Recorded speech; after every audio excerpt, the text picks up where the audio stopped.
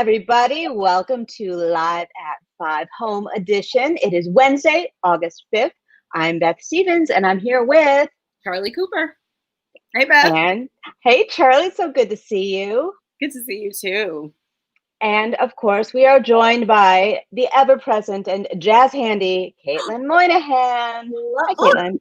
It put me on the side today. Usually Fancy.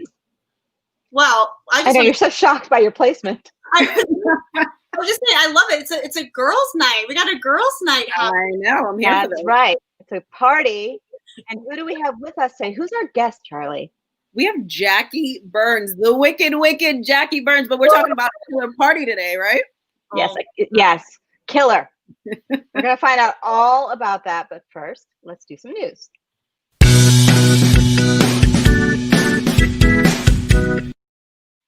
After a big screen premiere date of the Mulan live action film was continuously delayed, like many other things, due to the coronavirus, the action-packed movie will now be offered in people's homes. What better place? Nice and comfortable.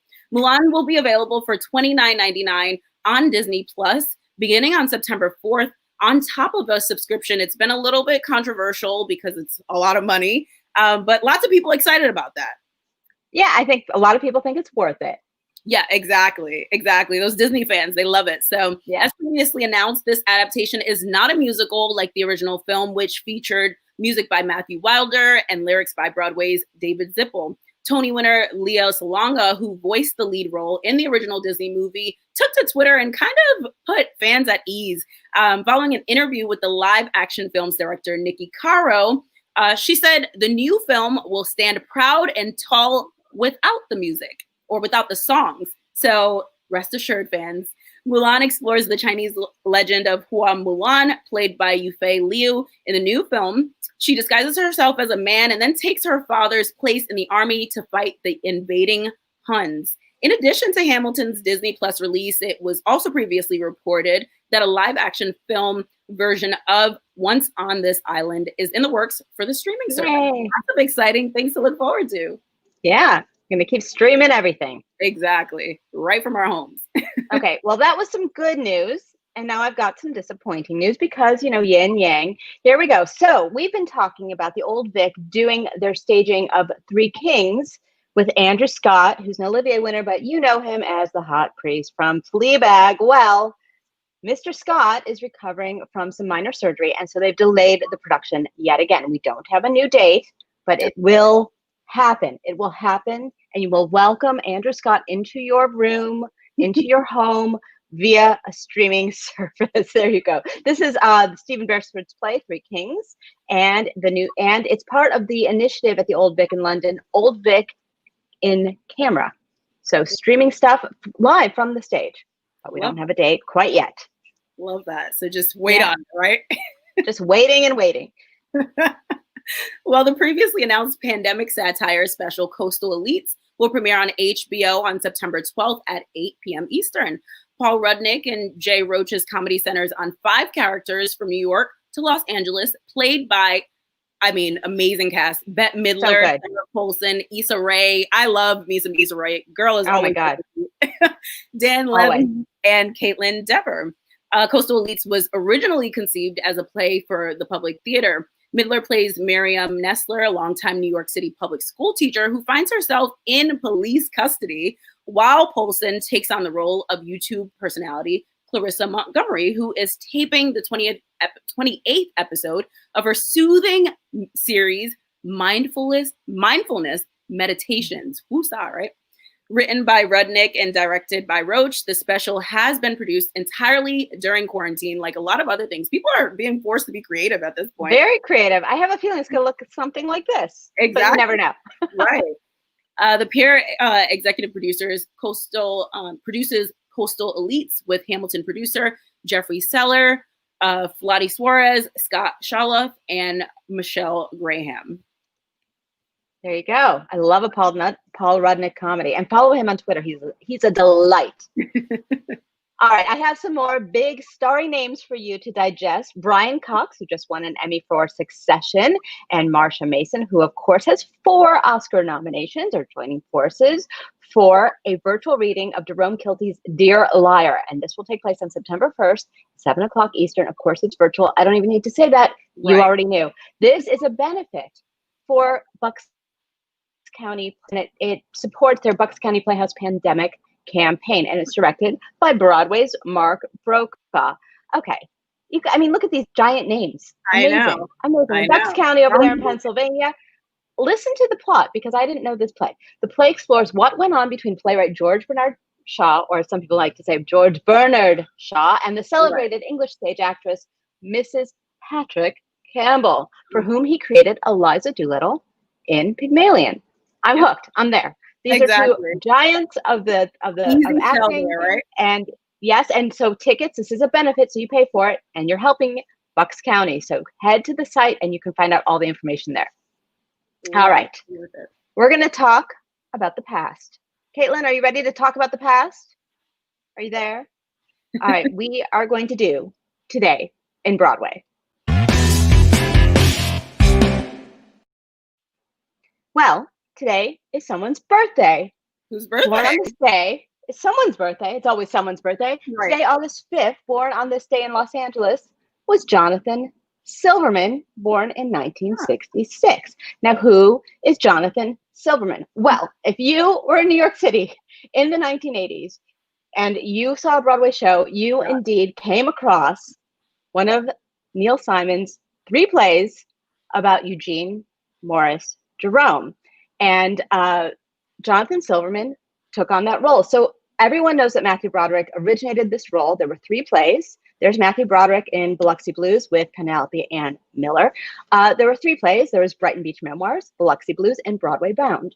Jonathan Silverman took over the role of Eugene in the first 2 plays, and then he starred in the 3rd play, Broadway Bound. And there he was in the movie version of Brighton Beach Memoirs. And it's funny because there were film versions of all of these. Yeah. And they were either starring Matthew Broderick or Jonathan Silverman. So I just wanted to tip my hat to Jonathan Silverman, who started on Broadway. Broadway Bound was an incredible show. Listen to the cast, Charlie. Are you ready? Okay. Yep.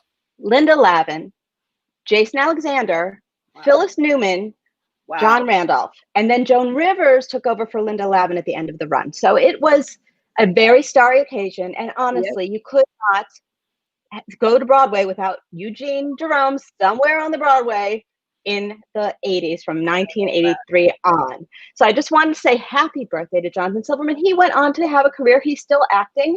And there he is with his lovely wife, Jennifer, and daughter, Ella. See, he's all grown up.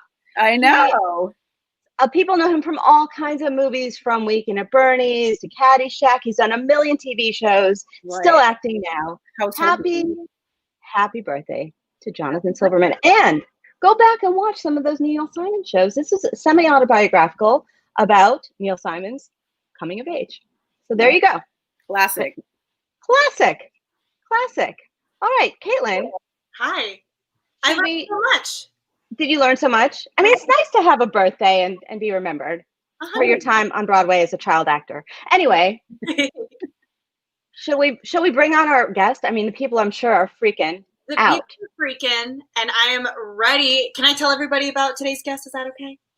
I wish you would. Thank you. Amazing. You guys, today we have the lovely, lovely Jackie Burns joining us today on Live at 5 Home Edition, live right here on Facebook and YouTube. She's here to talk about this incredible new project. Charlie was talking about this earlier. People are just getting so creative in quarantine. A brand new murder mystery musical called A Killer Party starts streaming today. And we have Jackie Burns with us to talk all about it. You guys probably know her. She was in this little show called Wicked. She played Elphaba. Maybe you've heard of it. She's done that. She's been on Broadway. She was in Hair. She was in If Then. You guys can follow her on social at Jackie Burns NYC. Leave all of your questions in the comments below. And everyone, please welcome Jackie and Beth. Yay! Yay! Thank you, Caitlin. Hello, Jackie Burns.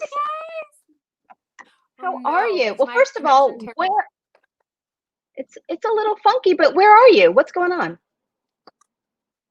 Clearly somewhere with bad connection. That's where I am. I am in Connecticut, at my parents' house in Connecticut. And sadly, because of the hurricane, even though it was not bad here, we lost all of our power and our internet. So AT&T, I'm using your service. So if you could just like ratchet up my plan and give me some better service right now for Beth and our interview, that'd be really great. I'd appreciate it. I mean, everyone at AT&T watches this, so that's important. Everyone. So how does it feel to be in your childhood bedroom? It feels really right. It feels like I never left, you know? I'm sure. Just, you know, my parents making me breakfast, you know, having a bedtime. It's like I never left. Yeah. Yeah. Did they send you to bed on time? That's good. Yeah, and then All right. and then I wake up and I call my dad when I'm awake to let him know I'm ready for breakfast because I'm too lazy to get out of bed. You mean like you call downstairs? Yeah. Yeah. Do you put Just in an kidding. order? Yeah. Hi, I'm awake. I'd like an egg sandwich now. Thank you. I'll be down in 10. All right. And then I go. Well, you're a Broadway star. You need to be treated as such. You know, like, yeah, in my mind. All right, we have to talk about this new project, A Killer Party, Yes. a murder mystery, a murder mystery musical. A murder mystery. Yes. And you play someone named Joan MacArthur. I do. Yes. So I want to show the people the trailer so they know what the heck we're talking about, because this is a starry experience. So, Caitlin, can you show everyone A Killer Party? On August 5th, join us for the world premiere of a new musical featuring some of your favorite Broadway actors.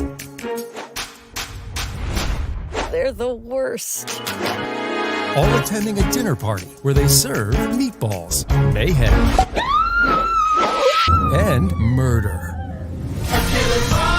A Killer Party, a new digital musical and your new deadly obsession in 9 episodes. You'll be begging to know who done it. Starring Christina Alabada, Jackie Burns, Carolee Carmela, Miguel Cervantes, Drew Galen, Jeremy Jordan, Alex Newell, Laura Osnes, Jared Spector, Michael James Scott, and Jessica Keenan-Wynn as they spend one night together singing, dancing, and solving a murder. So grab your notepad and follow along because you're invited to A Killer Party.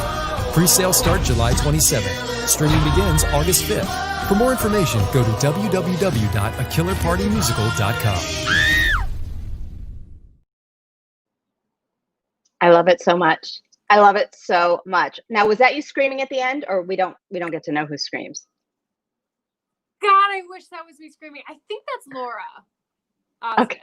who's screaming. It was not me. I wish it were me because that is a genius scream.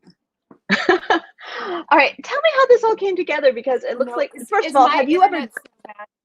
No, we can hear you. We want to hear about the meatballs, the mayhem, and the murder. So fill us in. I understand. Yeah. Okay, so a few weeks into quarantine, my buddy Jason Howland, you guys might know him. He's just, the composer of A Little Women, Astonishing, just that like tiny little hit. Oh my God. He called me and was like, I have this idea for a musical.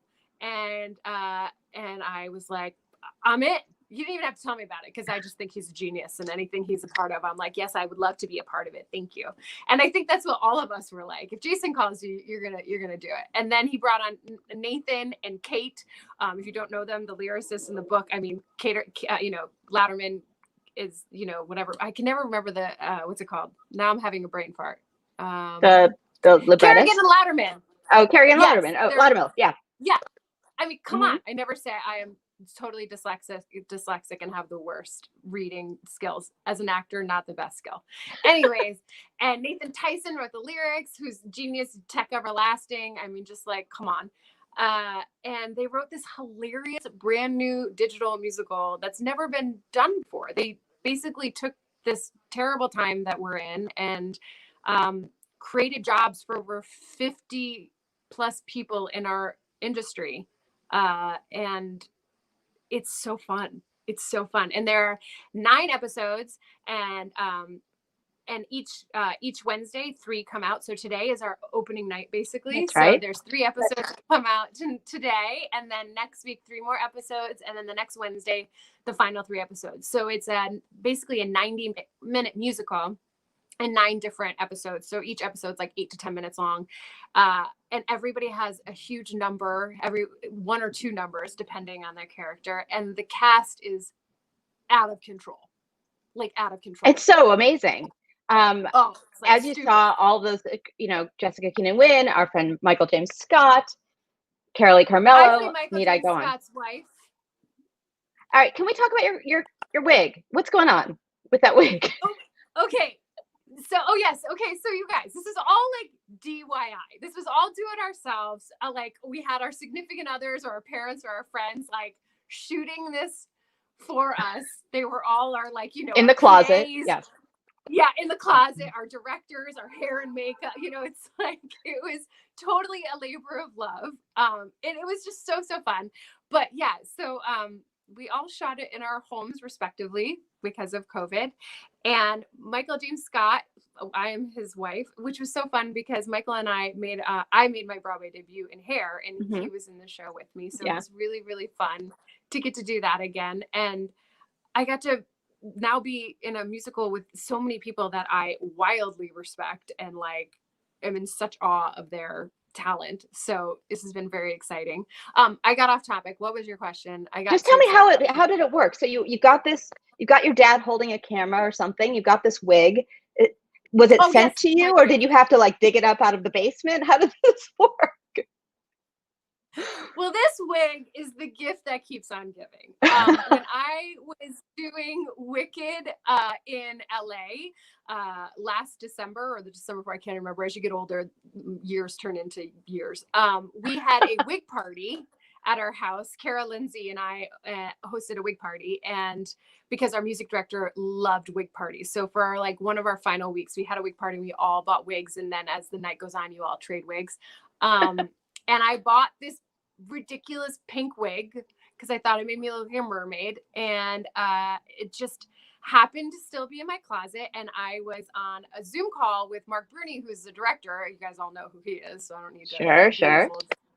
And with my character, not to give anything away, is a little, she's a little kooky. And I said, "Oh my God, I have this pink wig, and I think it would be so perfect for this part." And they were like, so I went into my closet on the Zoom call, and I threw it on, and it looked like a rat's nest. It hadn't been combed in maybe 2 years. And I was like, "I know it looks crazy right now, but just imagine if it's been brushed, and she'd be real cute." And they were like, "Yes, that, throw on that wig." And that's where Joan, kind of was born from. A wig in my closet. You found your character from a deep place. I found her. Yeah. I can see that. Yeah. Now, the premise of this show is about an immersive murder mystery dinner party. Now, I have been to one of those. Have you ever done that? No, I'm jealous of you. Oh, well, obviously this is something you need to do immediately after COVID. Clearly. Post-COVID. Yes, post-COVID. Yes. Okay. Now, it's also, I know you're not going to tell us who the murderer is. It's a whodunit. You've got to go to akillerpartymusical.com and order. This is a series. You pay for it. You're putting actors to work, which is fantastic. Yes. However, which is amazing. You are a very peace-loving person. Elphaba wouldn't hurt a fly or any other animal. And certainly in Hair, very peace-loving. You are a very good smelling hippie, I just want to say for the record. You came by me and I was like, that hippie smells amazing. But oh my God. So I'm going to guess that you would have to put your peace-loving self aside to be in a murder musical. Yes, I did. And it was hard. And I do feel like if this becomes worthy, for a Tony, then absolutely I feel like I have a shot. Because I really had to dig deep because this is so not me, I hear you. Or an Emmy because it's on TV. Whatever it's nominated for, I definitely feel it could be both. Right. I'm going for my EGOT. So whatever. Yeah, no, she was a stretch because I am very peaceful. But Joan, maybe not. I don't know. You'll have to, and it's such a good deal. $10 today or $12.99 as of like tonight for 9 episodes is like out of control. That's basically $1.50 to $1.50 an episode. That's like, I mean, you can't really get much better than that. That's so cheap. We can tell that you were a pitch woman in commercials. I'm just feeling it right now. I also want to mention that, and tell me if this is like, I need to be, confirm or deny that you were the longest running Elphaba on the Broadway. Is that true? Or is that just something that people say? No, it's true. You're owning it? I'm the only Elphaba that has gone back twice. Crazy. So how many performances did you count? I haven't counted, but I have heard that it's like upwards of like 1,400. Wow. And that's a lot of green in your ears. Because they go inside your ear with a paintbrush. You get like a wet willy every day with green. Like they go in there. They don't we're full on at Wicked, So yeah. It's a lot so of how green. long did it take to come out, or is it still there now? I ask hard-hitting questions. 2 years later, it's still there. No, but it is really funny. Like when I was doing the show, I had gone to get like facials before, and like people who didn't know Wicked thought that like you could actually, like when they start doing the extractions and they're getting green, coming out of your pores, you could hear like their breaths like being like, and I'd have a few, estheticians that were like, I think that you might have an infection and you might need to see somebody. And I was like, no. Like I get painted green for work. And they're like, oh, okay, sure. You're like, I'm not dying. They think they're doing a facial on some kind of alien spawn. Totally normal. I can see also why you picked the pink wig back with the wig party. You were like, enough with the green. I was like, I'm going to be the pretty one this time. Like, come Yes. on. Is Elphaba, you always get so jealous of the Glindas that leave. Like, they leave with their like perfect hair because they've been like in like nice pin curls and they have like glitter and like normal makeup. And then you leave looking like the troll under the bridge. It's just like, I was like, not today. That's right. All right. Now, I know that the people have questions. So, Caitlin, what are the people online asking Miss Burns?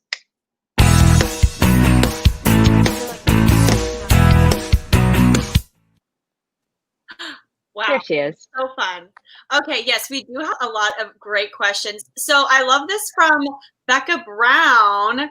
She on YouTube, she goes, can we talk about how you're basically originating a role right now? Oh, can you hear me? us? Uh-oh. Now I can hear you. I didn't hear anything. I was like trying to read your There's lips our so hard. power outages. We have to deal. So you're originating a role in this new musical. Let's talk about it. Oh my God, exactly. And that's why I should be up for an Emmy or a Tony. Like, I just feel like I said it first. And like, let's go. It's true. No, I'm very excited. It was She's very very excited. exciting too. Yeah.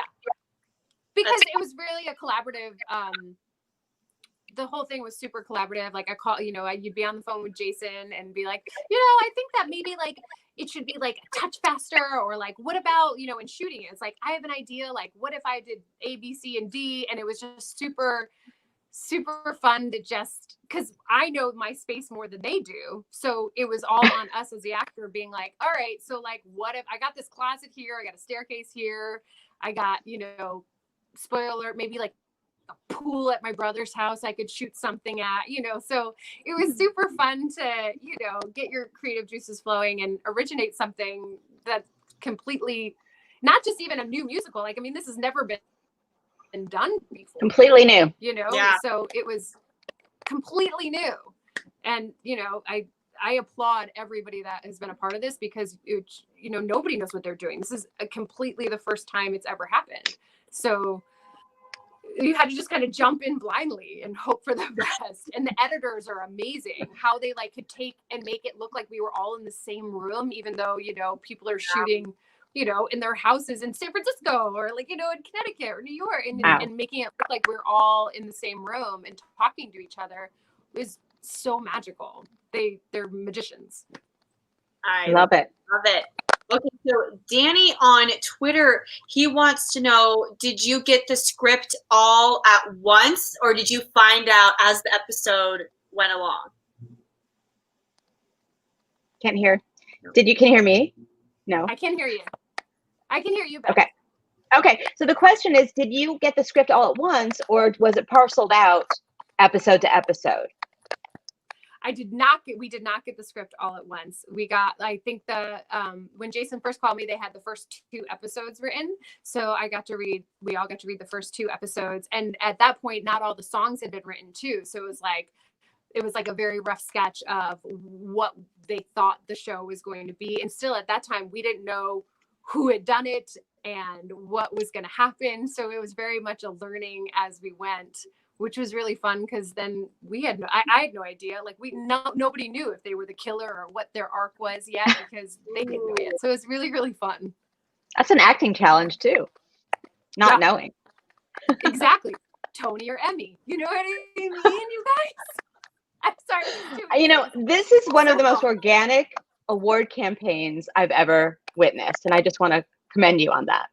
Thank you so much. Paul is saying that Jackie better EGOT. So I can feel it in my bones. It's going to happen. It's going to happen. She's already accepting her award right now. Yeah. Thank you. Thank you so much, everybody, for this award. I never thought I'd get it. And I love it. We're also witnessing Jackie's childhood home a little bit more closely. Oh my goodness. I know the fans have so many more questions, Caitlin, so let's do a couple more. Okay, amazing. All right, we can do a few more. Okay, so wait, I just saw it. Okay, so Paul actually wants to know, who was a performer you've never worked with that you would love to do a show with? I don't think she can still hear me. But you can read it. So who is a performer I've never worked with that I would love to do a show with? Okay. My idol is Bernadette Peters. And if I were to be able to do a show with her, I think I would just die. I mean, what show? Put it out there. What show do you want to do with Miss Peters? Any show. I mean, probably the revival of Sideshow, but or something new. That makes sense. Yeah. Because you're very close in height, so yeah, sure. Yeah, it just feels right, And normally my hair is naturally curly, so right.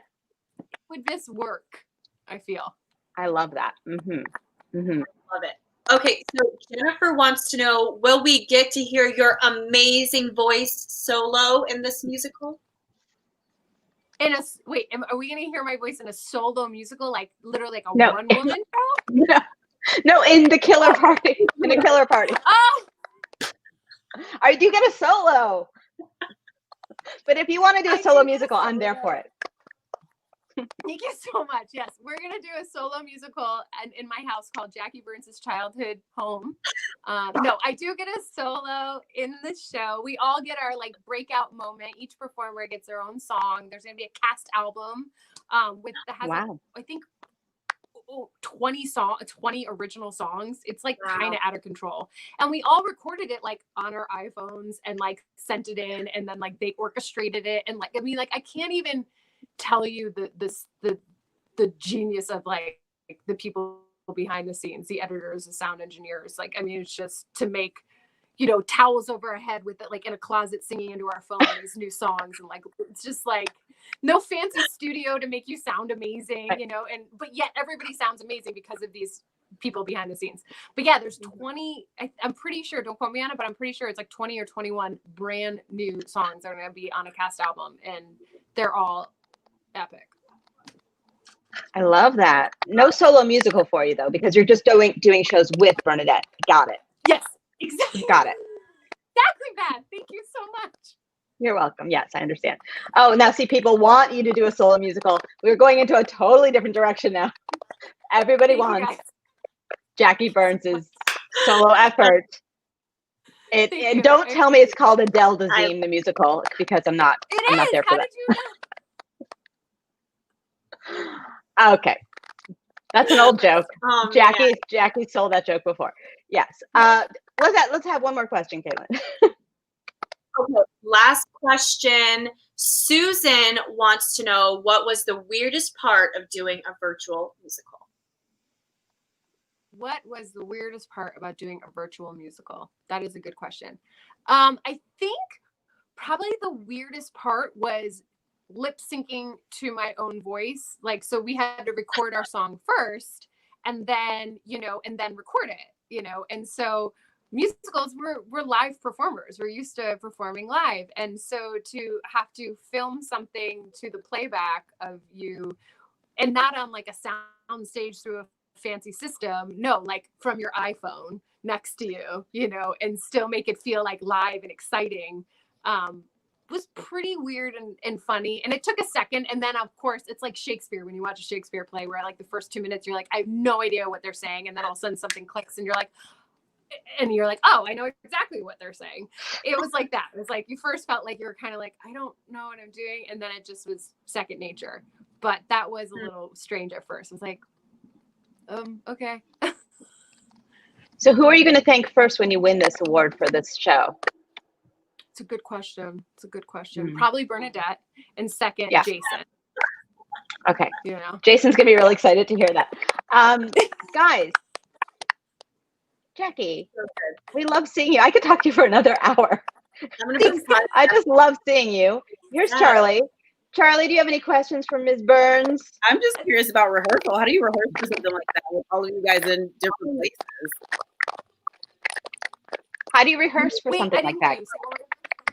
Oh, I just said I'm curious about rehearsal. How do you rehearse for that? With everyone in different places? So it was very... Oh yeah, so we didn't get to rehearse with each other. So it was when the whole thing started, we had one Zoom call with the director Mark and all the creatives, Jason and everybody, and then the whole cast, where they kind of told us what they wanted, the overview of like how they wanted the shots. Like they wanted 3 different shots. They wanted close-ups, and they wanted like, full body, and then they wanted, like mid body. And they, we talked about how never talking to the frame, but always looking to the right or the left, so it looked like we were actually having a conversation with the other actor, that is shooting from their home. And then we all had our like individual coachings, our directing with Mark for like 20 minutes about our song and scene, where they would like look at our room and be like, okay, I think it might be cool if you try using this area or that area. And then the rest was just kind of all up to us. And we would just send takes, and we'd usually do like, they'd ask us to do 3 takes of each thing. So like you do 3 takes of one line, and you do 3 takes of saying it differently, close up, 3 takes doing it, mid body, then 3 takes of full length. And then they kind of just worked their magic. And I haven't even yet seen my full episode yet. So like, I'm still like, what does it look like? That's scary, but that's exciting. And it is exciting. Well, we can all watch it together starting today. Yes. At killerpartymusical.com. Jackie, thanks for joining us from your childhood room. Thank you so much. It was great to see you. I love it. You too. Thanks, guys. Stay healthy. Thank you. Thank you. Yeah, stay healthy. Caitlin, what do you want to share with us as we go out today? All right. Bye, everybody. I'm going to take us out for the day. Thank you guys so much for tuning in for another fun episode of Live at 5 Home Edition. You guys can follow us where we get your podcast by searching for hashtag Live at 5 and hitting that subscribe button. Be sure to tune in tomorrow when we talk to Broadway alum and stage favorite Aaron Lazar all about his upcoming Broadway Lullabies album. I can't believe this hasn't been made before or yet. So we're going to hear all about that. But taking us out today is going to be one of our favorites, Nick Cordero, singing one of the great ones from A Bronx Tale, which closed on Broadway on this day in 2018. Yeah, this one could be one of the ones you won't regret. If she's smiling at you like she knows you'll come through and makes you believe it somehow, then kid, you found one of those great ones. Go to her now.